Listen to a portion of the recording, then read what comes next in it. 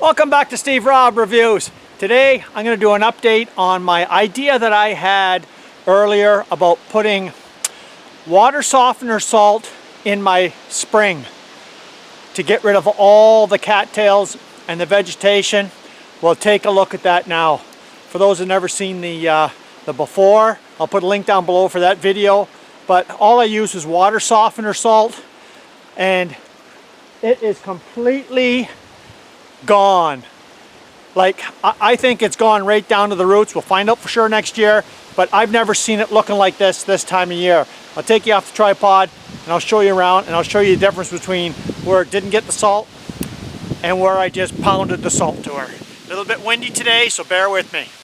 Okay, so there's where I get my water from my spring that comes up here, and here's my backup one, the first one I did, and there's the water there, and that water is just ice cold this time of year.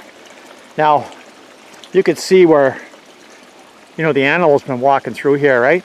But you take a look at that and tell me, that is completely, like, there's nothing left of these things. They're just, you know, like brittle, and hopefully they're going to be gone for good. But I just want to show you where I didn't get any salt. You see further up?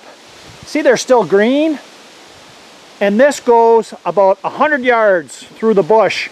A little tiny, starts off a little tiny stream way back there, and this just flows out of the ground, this water. So I poured the salt right to her. Now, I want to show you another spot that I've been trying something else, and that is using rock salt. So, you know, I have tried vinegar and all these other homemade recipe things, but you know what, I'm sold on the salt. So I'll show you exactly what it looks like after having the salt on the ground for 3 months. Okay, so there you can see where the grass is nice and green, and I can't get in here, you know, because of these big rocks here. They'll hit my blade on my mower. So that's just spreading ordinary rock salt, and I just put it down once. So I used about 40 pounds between here and the culvert.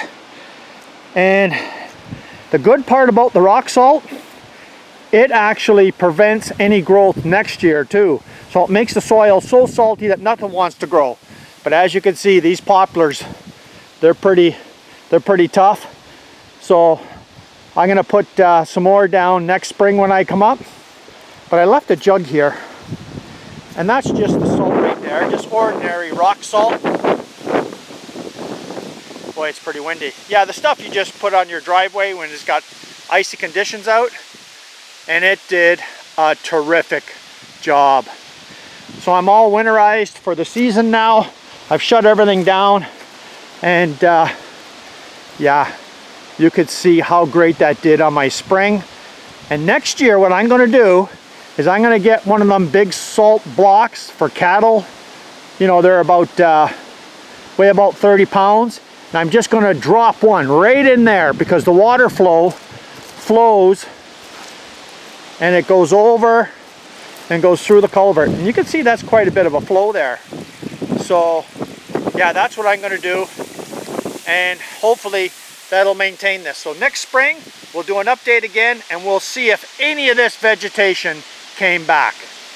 So thanks for joining me here today. Yeah, I know it's quite windy down here. Well, it's quite windy up in Northern Ontario this time of year anyways.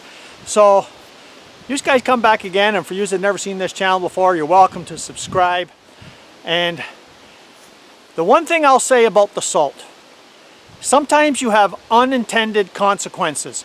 Like when they apply salt on the roads and they get it on your grass, on your lawn and that, well, yeah, it'll actually sterilize the soil for a couple of years minimum.